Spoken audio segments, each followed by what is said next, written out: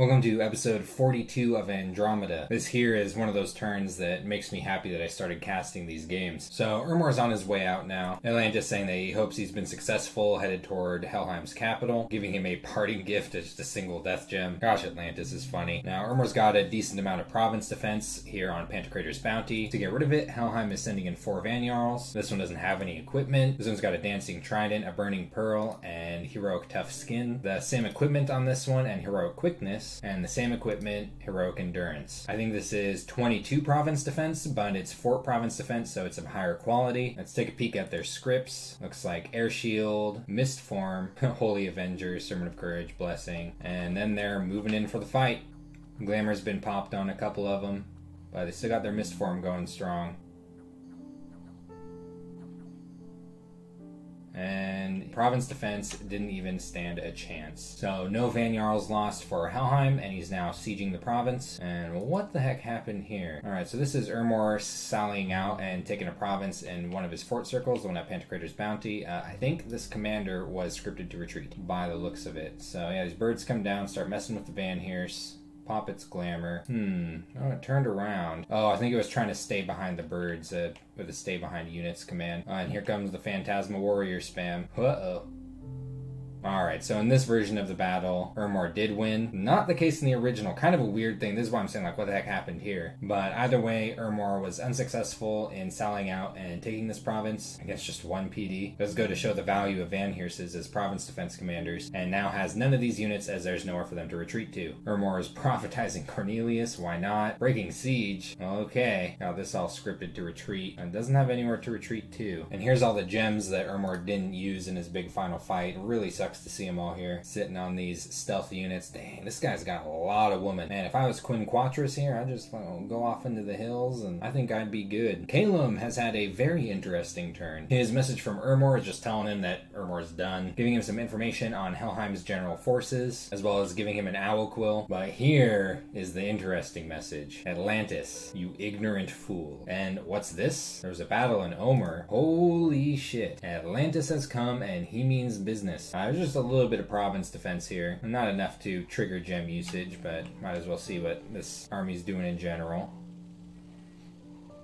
There's a lot of mages here. Look at that. 21 mages of the deep. So how is Calum responding to this? He's responding with everything. He's pretty much sending everything he owns onto this province. Look at this. Crazy mage line. Bunch of corpse constructs in front. This is going to be a really fun battle to watch. This, I think, is a good demonstration of the power spike that Calum has around mid-game. Like, if you invade Calum, you better be prepared to face everything they own all at once. Because Calum is a nation that is very capable of doing it, as you can see. Pretty much everything he's got has wings. Now there's a whole lot going on with this army. He is casting Storm. He's got some Summon Storm Power, Bolt of Unlife casting. He's got Thunderstrike casting. He's got a Shadow Blast casting right here. Bolt of Unlife spam from this Deva. He just summoned this turn to summon Yada. Really good mage. Death 3, Water 3. This cross path right here can also turn Water Gems into more Death 3 mages. So it's a really nice cross path. He's got some Living Cloud spam coming from his Eagle Kings. Phantasmal Army is going to be coming out. More Thunder Striking, Orb Lightning. This guy's casting Curse of Stones, doing some Maws of the Earth casting. Living Water casting with his Yazad of Water. Already putting these Yazads to work. Astral Geyser spam. There's going to be horror marking things. And it looks like Hu Shang down here is just going to be buffing up the Communion. But yeah, Calum's taking no chances with this. And Atlantis don't got anything in the water coming up behind this to make it bigger. Calum did just reach Conjuration 7 this turn, which is why he's using the Living Water, Living Air spam spells. He found a magic site here in Duvan, Unfound Door, just Astral Pill a turn, and raided an Amphis Bana nest. His next research goal is Evocation 6. This is going to give him Wrathful Skies, which can be a little bit risky to cast depending on the army makeup that he's using. Well, geez, with all this Yada casting, he can pretty much cast all this stuff, can't he? Other than maybe Stream of Life, but why would you want to cast this? He could be Mind Hunting with his Astral Yazads, and he does have the cross path for Wailing Winds, which is a very powerful spell that helps cause routes. But yeah, not much else to say. We're gonna see some shit next episode. Helheim is busy as usual. Out of his battles this turn, he has raided just 1 PD with a Vanjarl. He got pinged by an Atlantean scout. How unusual. I'll show you where this is in a bit. This is Russ's little army of bears moving around his provinces randomly. And we know about the Urmorian battles, but we don't know about whatever's going on in Earthshell Mountains here. A host of fog-shrouded warriors have emerged from the mist-covered ice-covered highlands. A man of power leads them. I like the sound of that. Let's see what this man of power looks like. Alright. Ganglier, the illusionist. Air 2 mage obfuscates some of his armies. Stealthy, kind of a cool mage. And this is what this dude's been working on up in his hermitage. Phantasmal wolves, some phantasmal warriors. Pretty sick. I see why they call him a man of power. Decent amount of province defense here, actually. What is this, like 10? Looks like it. Let's see if the man of power lives up to his name. Cast mist form that just starts summoning more phantasmals. Who'd have guessed? Uh-oh. PD's chopping through. Oh, he just keeps pumping this stuff out. Damn. Archers coming into melee range. Oh no, they're getting closer to him. That Van Heer's back there knows a thing or two about summoning ethereal beings as well, and now he's getting a taste of his own medicine. Yeah, okay. That actually was a curb stomp, which is kind of funny because in the original battle, the illusionist actually succeeded. Looks like he just managed to cause a rout fairly quickly. Did a lot more damage with his phantasmals in that battle. Do you remember that Dominions at its core is a game of dice? Units are taking dice rolls when they smack each other around, meaning no two battles are quite alike, and sometimes they can be radically different even with the same makeup. And people are on a witch hunt in the Triton Sea. They staked out this witch master on the shore of an island, and then lynched a mage after he turned someone into a friggin' clam, took his stuff. And now Helheim is doing quite a bit of moving around. This, by the way, is the province that Atlantis pinged, and I guess Helheim got the message and is actually sending quite the interception party here, led by Death Gasp and No Dice. He's even sending a decent army over here to the wetlands in case they come up this way. This is like a deception or something. Domald's coming up to take a few swings at this man of power. There's an attempted interception at Sinkhole Swamp of Russ's units. He's doing just mainly undead, all summons. Some storm demons, all led by Sick Pit the Banelord, holding a gossamer cloth to shield some of the size of this army. And he's hired some mercenaries to help siege down Ermor. Victor and his band of villains, as well as a bunch of Atavi archers. These things are sieged just as well as humans, even though they're monkeys, unlike the Marcadas, which are dog shit. And over here, this is kind of funny. This province has been super weird this game. Helheim is gonna grab it, gonna yoink it right out of Atlantis' hands, which is just gonna make things even messier over here. Province has changed a lot of hands, and it might not be the end of that, given Hinam's presence in the area. And Russ is running out of luck. I'll see what's going on here in Flower Meadow Forest. Check this out. This is hilarious up front. All these armies up here cast Phoenix Power, then they cast Phoenix Pyre, and then boom! There goes a significant portion of all this province defense. Then they just start hucking fireballs into these armies are doing a ton of damage. As you can see, they killed most everything. Hinam only lost a few long dead to this. Looks mostly to friendly fire. Literal fire. And we got an interesting matchup here. Attica the Melkart versus Moonbeam the Great Hawk. Let's see how much he can get away with before he gets interrupted by this big old bird. Blessing and jab. And if that all wasn't bad enough, some barbarian scouts have been caught and interrogated on his capital. And he's got enough PD to deal with that. But yeah, he's staring down a pretty big army right here.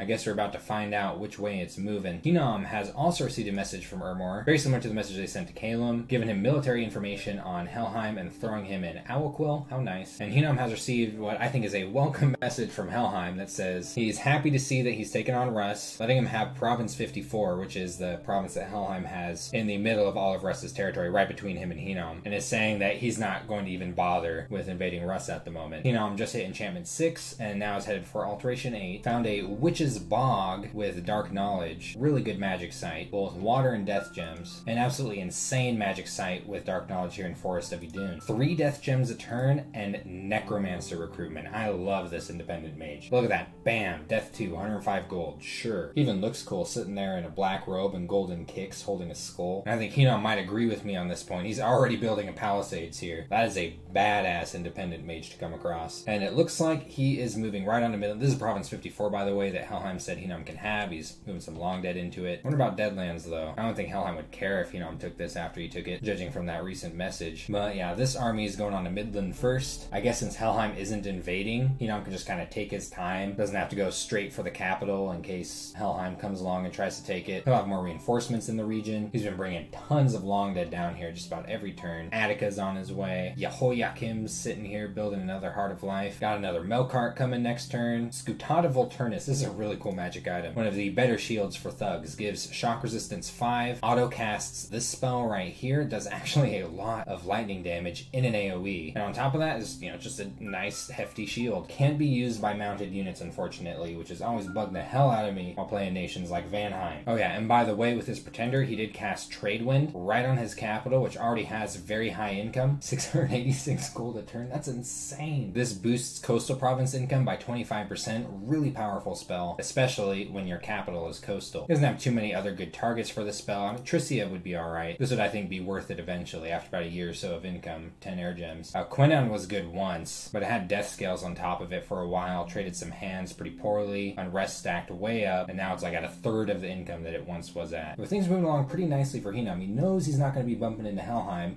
as he moves around all over Russ. His treasury is starting to fill up with gear. He's almost sitting at 1,000 research per month. And ooh, he's going to be going right up blood after he hits Alteration 8. Now that's going to be dirty. Blood magic is dirty. And now Atlantis has also received a message from Urmor saying just about the same thing as he was saying to Calum and Hinam, giving him a quill. He's also telling him that he probably needs to team up if he wants to beat Helheim. Atlantis has also received 10 water gems from Calum, which is kind of sad given the current situation here. And people are freaking out really bad over a bunch of sharks moving through South Alarm. Man, it would suck to live underwater. Look at that. Unrest 47. That's massive. Oh, yeah, this is a nice income province, too. It's going to be a decent little income hit there. Gotta do something about those sharks. Oh, yeah, so we're going to see a battle here next turn. Atlantis is moving up all of this business. Lots of living water spam. Damn. He's got a decent amount of units. Man, there's going to be a lot of water elementals here. Don't know if Helheim's going to be able to deal with that. And it is hot over here, unlike what's happening up in this province. It's very cold, so these are going to be ice elementals. Let's check out the script he's got going on here. So he does have a decent amount of mistakes in his script. Keep in mind, this is one of his first multiplayer games. Dominions is very much a trial and error game, so no need to judge him too harshly for it. For example, these Earth 1 mages are going to need Earth gems to be able to summon Earth power at only Earth 1. I think he did figure out that summon water power doesn't work on land, so he seems to have removed all of that. No, he's still got at least one casting of it. That might have just been an oversight. He's got people scripted to cast water elementals without water gems. This guy be able to get one off, though. Some communions going on here. Looks like they'll be supporting some living water spam. So he's going to get a hefty amount of ice elementals out. And he's got some of his mages of the deep casting fireball. This, of course, isn't going to be quite as powerful in cold 3, but will still definitely do damage to things. I mean, fireball is a pretty decent spell. It's a lot of damage in AoE 1. His script is very self-aware, so we'll see how this stacks up against literally everything that Calum has. I'm not very optimistic for Atlantis, but it's still going to be a really fun battle to watch. Looks like he was headed straight for this throne. Definitely going for a throne rush. Pretty ballsy, but I think need a little more preparation. And someone was saying, because we were having this business where I wasn't quite sure where the battle would end up between Beetra and Helheim. Someone was saying in the comments that it was probably going to happen in Beetra, as it's partially calculated by how many units are moving between the two provinces. Say, you have units moving from Helheim into Beetra and units moving from Beetra into Helheim. Whichever army has more units moving onto a province is more likely to force the battle in that province. And Calum has almost everything he has moving into Omer, so I'm pretty sure the battle is going to happen right here. He's got a bunch of units moving behind this army, so depending on what happens, it may not be the end of this. And he's casting Vermin Feast a little bit early on high peaks. Either way, though, I really like the balls on Atlantis, and I love his messages. What's going on here is actually why, a lot of games, they just don't even want underwater players in the game. They'll be banned from a lot of games because,